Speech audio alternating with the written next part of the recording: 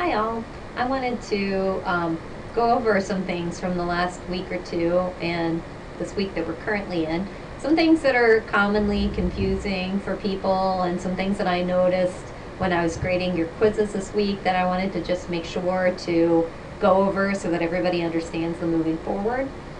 I know that not everybody has roots in philosophy and has taken ethics courses in the past, and that the four philosophical frameworks that were covered in the lesson in the textbook um, aren't things that you normally think about or even language that you normally use. So I want to look at that.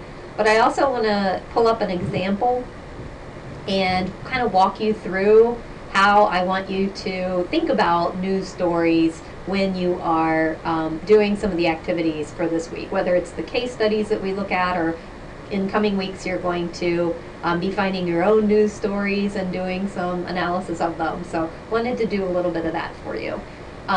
So this is the outline of what I want to cover today.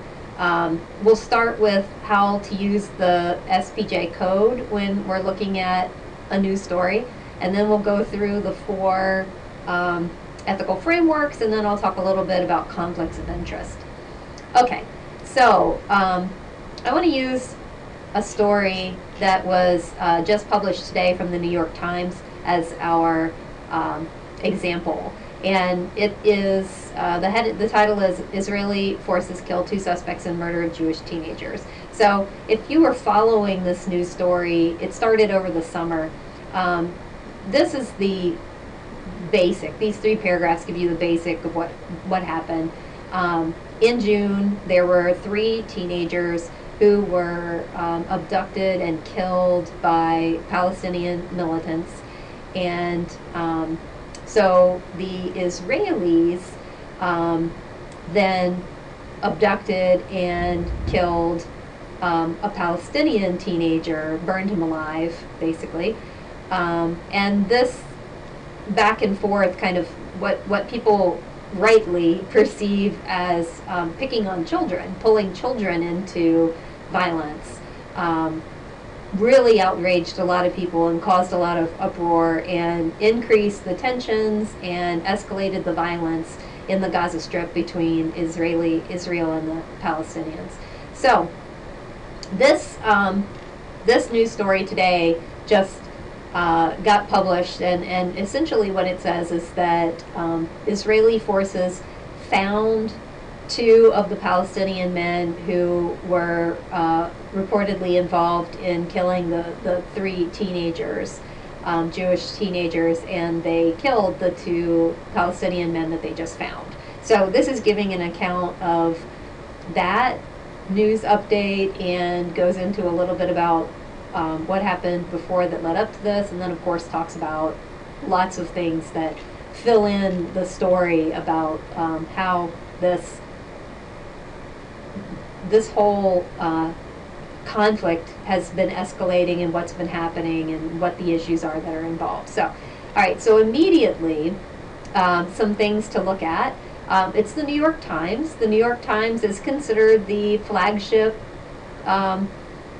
newspaper, news organization in our country, and it carries with it a degree of trust and integrity and honesty with most people. Most people in the journalism world and most private citizens would immediately equate, if it's in the New York Times, then we can believe it, we can trust it, it must be good.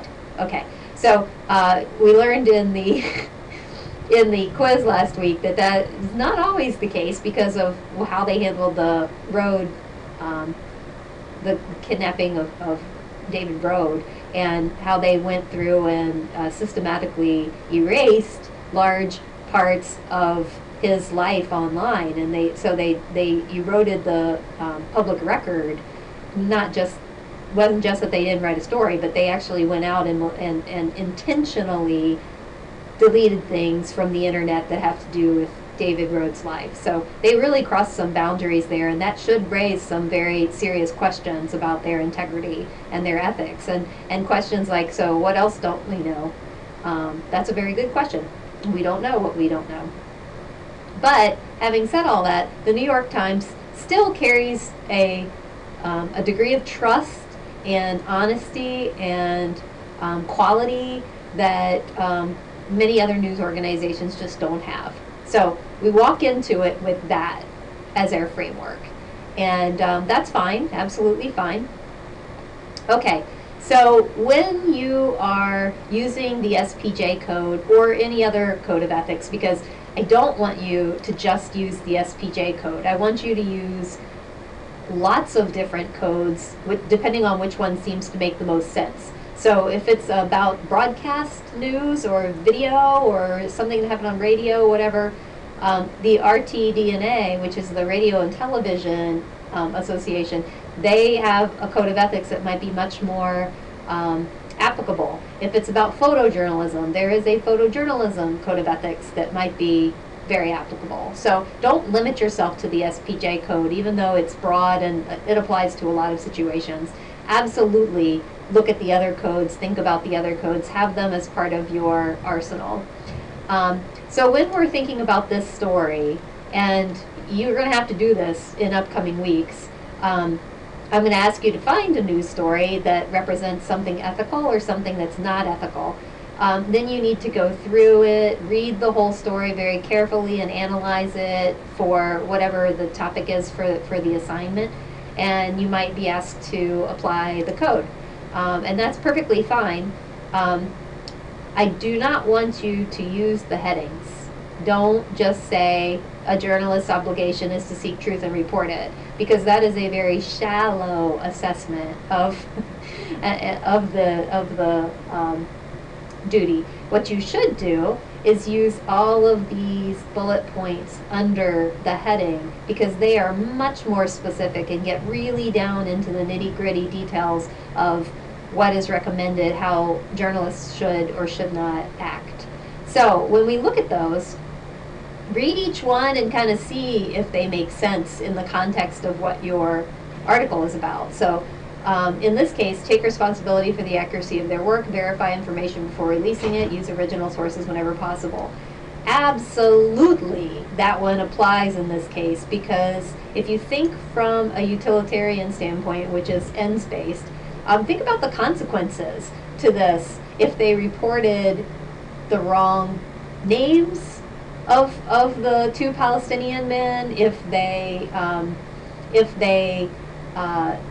reported anything, if they automatically assumed outright that these two men were responsible for this, or they made claims in their story about things that these two men had done that they haven't verified. Maybe they were told it through a source, maybe they found out through some of their research. I don't know how they might have come about it, but if they make claims that they have not verified, it can have very, very serious consequences, considering how tense the situation is and how violent the outbreaks are between the Israelis and the Palestinians. So absolutely that applies. Remember that neither speed nor format excuses inaccuracy. Okay, yes, in this case, this is a pretty big story. So speed in this case will refer to wanting to get the story out first and get the scoop. And what this is saying is that it is not an excuse to say you want to get the story first if you do not report the story accurately. And format in this case refers to, it basically refers to technology and the new technologies like Twitter. So it is not an excuse to say that you put something out on Twitter and had not checked the accuracy of it first and verified the sources and verified the facts that you're given, just because Twitter is fast. So getting something out on Twitter is not an excuse for it not being accurate. So yeah, okay. In this case, I don't know if the Twitter thing applies, but sure, this is a big story. It may be something that lots of news organizations were trying to get out published first. So in this case, the speed part could apply. I don't know if it does, but it could. Provide context. This is a big one for this type of story. Provide context. Don't misrepresent or oversimplify. in this case, we are talking about a seriously complex situation in the Gaza Strip. And only writing a story that very simply says that the Israelis caught the 2 Palestinians and executed them, that's oversimplifying the story. It's not fair to the story, to the people, to the public to take something down to that level and oversimplify it. So this gives you a general idea of how to go through bullet by bullet and think about how these might apply to a given story. And I do want you to get down into the weeds and to look at these different bullets and, you know, in all of the sections and see which ones apply. And I guarantee you that most of the time you'll have 2 or 3 that really speak to the heart of what the article is about. You don't have to identify 10 or 15 bullets. You just don't have to do that. Just find the ones that are most applicable and look at those. So, okay, so let's move on to our next thing. I'm going to go over the 4 different types of ethical frameworks and give you a little clarification on some of the basic facts about them so that when you're applying them, you can apply them correctly. The first one is deontology, which is rules-based ethics. And what I want you to understand with this is that these are universal rules that we're talking about. So I know, and many of you commented on the fact that Kelly McBride said in the video that there should be some rules that journalists can apply in situations that involve kidnappings like this, and that's perfectly fine. Those are rules that would be journalism specific, which is okay. But real deontology, when you're talking about deontology from a philosophical standpoint, these are universal rules that apply to every person in every situation, in every country, in period. So these are not rules that a particular group of people might follow or an individual might follow. So we're not talking about your personal rules in how you govern your life. We're talking about rules that apply to all of mankind, all of humankind, in every corner of the globe, in every single situation. So when you think of it that way, these are they have to be non-specific enough that they would apply universally like that. The way you need to think about this is that the bottom line for this is that if you follow these rules, you will be a good person. So if we're talking about a rule that most people, not everybody, but most people could get around, it's protecting life. Don't kill other people, basically. Now, obviously, we're not talking about war, because that's not a normal situation.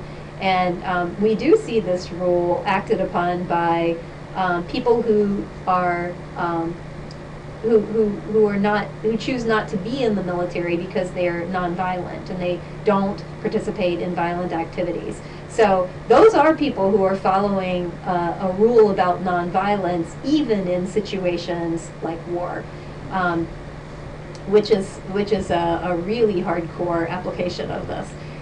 Most people would be, don't kill other people is is a rule that we all tend to agree is a good rule. If we followed that rule, it would make us a good person, not to kill other people. Okay, so that is fine, but just remember that do not kill other people should apply to people who live in Papua New Guinea, and people who live in Denmark, and people who live in China, and people who live in Cuba. And we're talking about every situation, including things like you're getting mugged on the streets, or a sexual assault, or a cop who's on the job and faced with a bad guy who has a gun. So the true application of deontology is that every single person in all of those situations, no matter how bad, would follow the rule of do not kill other people. So you can see this is very rigid, and it said that in the lesson. This is a very rigid set of governing rules that we follow. And many people, myself included, I I don't follow deontology as my governing framework for how I choose to govern my own behavior, because I think that there should be flexibility within different situations for different choices that people might make. So I don't believe that a cop, for example, should never kill in the line of duty when they're facing a violent suspect. I think that there are times when it's appropriate for that. So I don't necessarily have deontology as my governing principle for my own ethics. Okay, so a couple other little clarifications. Remember that sometimes there may be competing rules and you have to choose one, and you should never, ever, ever, ever, ever, ever, ever think about outcomes and consequences as part of this. Many, many, many, many of you talked about saving David Rhodes' life when you were applying deontology. Saving his life is a consequence. It's not a rule. If you wanted to say something about that, then you would say the rule is protecting life. You should protect life. And if you believe in protecting life, then you would make a choice which would protect life. Do you see what I'm saying? So you have to be clear in how you articulate that. Okay, and on the other end of the spectrum, we have utilitarianism, which is in-spaced thinking. This is where you do think about the consequences, and you think about all of the possible consequences that could happen, all of the outcomes that could happen as a result of making different kinds of choices. So you need to consider both good and bad consequences. So in every situation, there are both good and bad consequences that are possible. And in the David Rhodes situation, it was really easy to focus on the consequence of David and the other kidnapped victims losing their lives. That certainly was a very, very difficult consequence to consider. And I'm sure that the New York Times staffers had a really hard time with that, as did many of you. You know, if we are faced with that situation, myself included, it would be really hard to make a choice that wouldn't somehow try to preserve the lives of the people that we care about.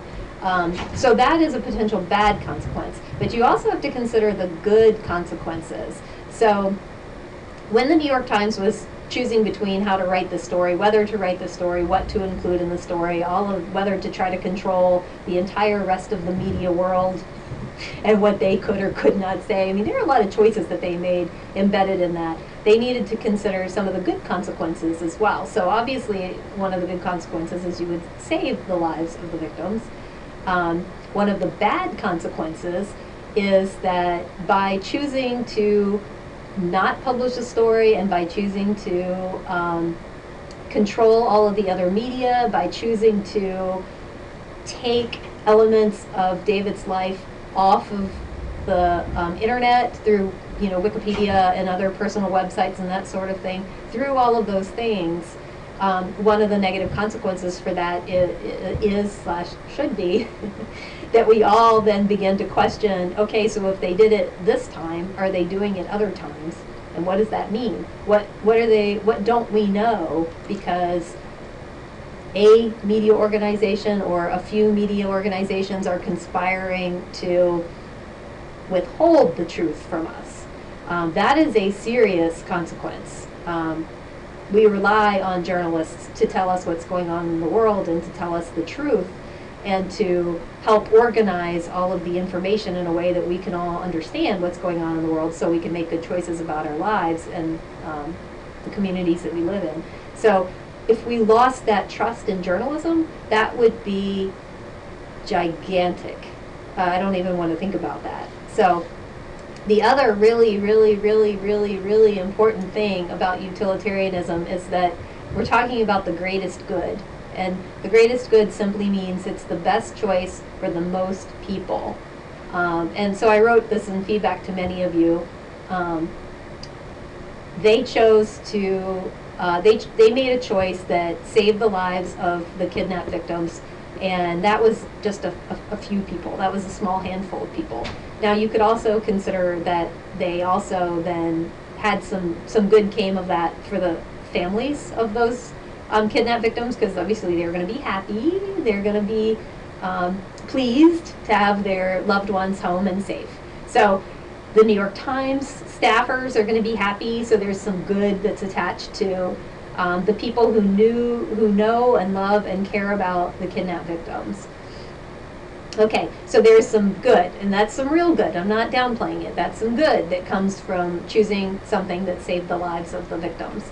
But at the same time, when you start thinking about the greatest good and what's the best choice for the most people, a greater good could be considered, how do we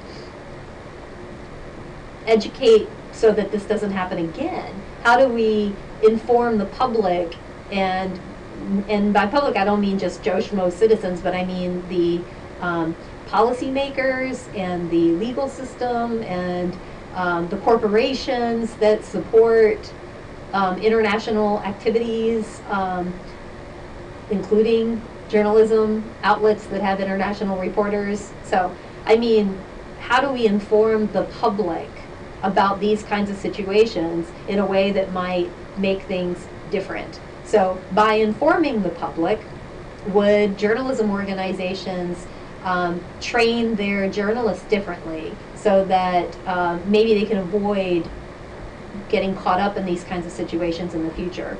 Would, by writing stories about the journalists being kidnapped, would that inform policymakers? Would that inform the military? Would that inform the consulate in the area? Would that inform people who have power to do something about the situation and to try to bring the journalists home safely without the journalists withholding the truth and squelching the record in the way that they did? So if you think about the greater good being, how can we make the world a better place? How can we change things so this doesn't happen for other people in the future, and at the same time perhaps save the lives of the victims? That is a much greater good than just saving the lives of the victims. So when you think about ends-based, you always want to try to strive for the choice that will make the most good for the most amount of people. That's really important. Okay, I'm not going to spend much time on the golden rule because pretty much everybody gets this. It's do unto others as you would have them do unto you. It's putting yourself in someone else's shoes. Pretty much everybody got that. So the only thing I want to highlight is that the point of including the golden rule in a journalism course, a media course, is because stakeholders are very important in journalism. We've already learned that in a couple other contexts, but in the case of the golden rule, when you're applying it, you need to think about the stakeholders. Who are the stakeholders in a given situation? And I'm not talking about one group of stakeholders or two people who are stakeholders or whatever. I'm talking about who are all the stakeholders that you need to consider in a given context. So you did this a couple of weeks ago when you found your own news article and pasted it into the quiz and then identified the stakeholders, and most of you did a really good job with that. But you need to do that regularly. Think past whoever is obvious on the surface of things, and also think about other people who are important for one reason or another in the decision that you're going to make. So in the case of the David Rhodes situation, some of the stakeholders that very few of you mentioned, but that I wish many more of you had mentioned, would be the families of the kidnapped victims and the public, because if we don't have the information that we need to know to make good decisions, it's harder for us to operate. The military, the policymakers in DC are stakeholders. One parallel to this is that if you think about deontology in this context, the government has a rule that we don't negotiate with hostages in hostage situations. So pretty much whenever somebody's taken hostage, the government says we don't negotiate with people who take hostages. in the golden rule, we don't have that rule in journalism. We don't have a rule that we don't negotiate with hostage takers. That's not a rule that we need to follow. But when we are thinking about this particular, applying the golden rule in this particular situation, we need to think about the hostage takers. We need to think about the group who took them as one of the stakeholders in the situation that we need to consider when we're thinking about how to make a decision, because they are a very important part of this decision-making process. Different organizations have very different philosophies and values, and the way that they operate is very different. You can't lump them all into one group of others, the hostage takers, and make a decision based on that. You need to really dig down in the weeds and figure out what do we need to know about that particular group in making a decision. So enough about that. Okay, the golden mean. This is actually one of my favorite ones. I think it's useful in thinking through a lot of different situations, and it basically wants you to find the middle ground between two extreme positions. So outside of journalism, you think about the middle ground. If you think about a value or a characteristic. So if you think about bravery, for example, bravery is kind of a nice middle ground place. The two extreme endpoints that relate to that would be bravado, perhaps, which would be inappropriate bravery, thinking too much about yourself, that you can handle a particular situation, and therefore as a result trying to do things that maybe you shouldn't do, or you can't do. So that would be the extreme of inappropriate extreme bravery. The other end of that would be cowardice. So if you don't do things because you're afraid to try, then you're not being brave. So bravado, perhaps, or cowardice could be the extreme endpoints, and somewhere in the middle there's bravery. How do you be brave in a particular situation without being too extreme in your bravado, or without being afraid in cowardice? You need to be brave. So when we think about the golden mean applied in this class, again, Kelly McBride couched this as finding the middle ground between telling the truth and minimizing harm, and that's perfectly fine. You can do that in a lot of cases this semester in this. If you think about how do we tell the truth to the public, but at the same time we try to not hurt people who are involved in the story in one way, shape, or form. But it can also focus on one of those aspects. So it can focus on either telling the truth or minimizing harm. The middle ground of telling the truth is outright lying at the extreme end, and which is telling no truth at all, or telling the entire truth, the whole truth, nothing but the truth, regardless of any consequences, regardless of any consideration of anything else. Is just telling everything that you know about every single situation. So between those 2 points, there's a middle ground of telling the truth in a way that is appropriate. You can do the same thing with minimizing harm. The middle ground between, for minimizing harm, the one extreme would be hurting other people. The other extreme would be protecting other people at all costs, hurting other people regardless, protecting other people regardless. So the extreme between hurting other people and protecting everybody regardless is minimizing harm, doing what you need to do and trying to do as little harm as possible in a given situation. So you can do that with all 4 areas of the code. So we've got minimizing harm, seek truth and report it, acting independently. So the extreme versions of that would be perhaps being too dependent, depending on everybody and acting only when it's in conjunction with other people, making decisions with other people or acting with other people. And then the extreme version on the other end of the spectrum would be acting by yourself without consulting anybody else, without having any conversations, completely and totally isolated and alone. So between those two things, you would have that place in the middle where journalists act independently. They make decisions that serve the public in a way that is helpful and truthful, and they do not allow themselves to get sucked into conflicts of interest, being dependent on other people, like sources, for example, or political favors, or I'll scratch your back, you scratch mine kinds of things could fall down in the dependent category. Or if they're lone wolf types who go out on their own and do their own thing and don't pay attention to anything else. You know, if they're acting too alone and they're not relying on anybody else, then they only have their own brain and their own resources, so they don't have resources that they can get from other people, like helpful information, for example, or connections to other sources, that sort of thing. So you don't want to be out there on your own doing everything by yourself, because that doesn't give you enough whatever in a particular situation. And you also don't want to be too dependent on other people, because that can get into blurry lines and conflicts of interest and that sort of thing. And then, of course, you can do the same thing with accountability and transparency.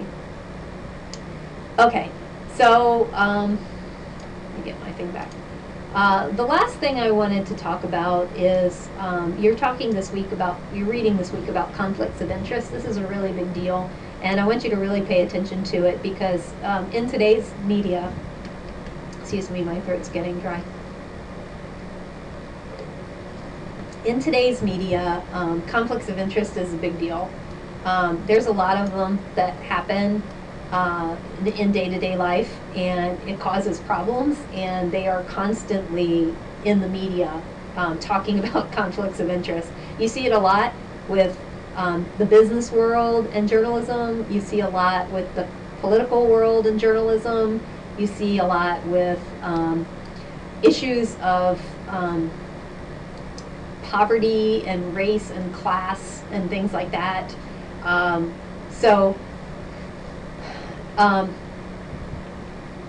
One thing that hardcore journalists will say is don't take anyone or anything at face value, and ask a lot of questions, do your research, think critically, think past the obvious, and consider everything that you need to consider to know if there is a conflict of interest involved. And so as the public, as students in this class, when you are considering conflicts of interest for our assignments, think past the obvious, think past the surface, and really ask difficult questions and do some extra research. Because there's a lot more that lies beneath the surface. If you just believe everything outright, you may miss some red flags, some warning signals that are out there that might cause you to question. And an example of that is going back to our article that we were looking at earlier. Jody Ruderin, I think that's how you say her name. Jody Ruderin was a conflict of interest about Jody being assigned as the news bureau chief in the Middle East was raised over the summer, because it was found out through people who did their digging, their research, that Jody is Jewish and was raised in a very strong Jewish family, lots of Jewish traditions, yada, yada, yada. Nothing wrong with that, of course. But in this context, when she is assigned as the bureau chief in the Middle East, and some of the main conflicts that are happening are between Israel and the Palestinians, or other countries and Israel, that should raise some questions about just how what's the word I'm trying to think? Just how fair Jody can be in her assessment of the situation and her ability to represent all sides of the issues that are involved. Because she is Jewish, is she going to represent the pro-Jewish, pro-Israeli side of all of these stories? Now, I have no reason to believe that that's the case. I don't know Jodi.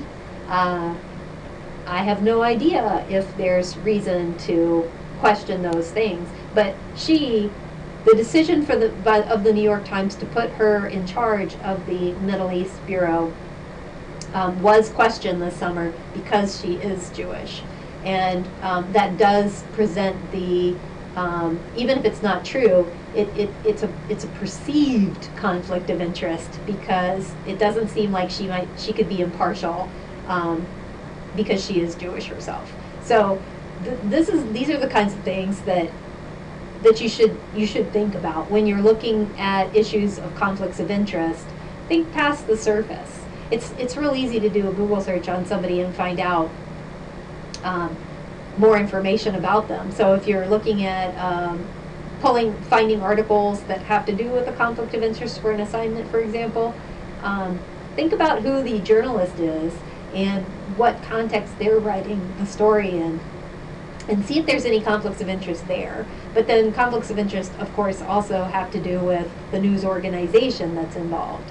So if you follow the money, basically, you would say, okay, who's the basic news organization that's involved with this, and what are their parent companies? So NBC, for example, is owned by Comcast, or Comcast owns NBC. I can't remember which way it is, but one way or the other, one of them owns the other one. So if Comcast owns NBC, for example, then you can understand how there may be some conflicts of interest between NBC if they were ever to report a story about things that Comcast was doing that were questionable. Like, for example, if it was found out that Comcast if they are often accused of this, but if they were throttling their internet access to not allow people the full internet access if they stream a lot of movies or that sort of thing, it would be called into question whether NBC could do a story about that, because they're owned by Comcast. If they wrote a story that's critical of Comcast, would Comcast, their mothership, for example, then be upset with them? So that gives you an idea of how, if you follow the money up the food chain and see who they're owned by or who their corporate partners are, there's a lot of conflict of interest involved in those kinds of things. So that's some helpful information and clarifications about what we've done the past couple weeks. If you have any questions about anything, just shoot me up an email, and I will talk to you all soon.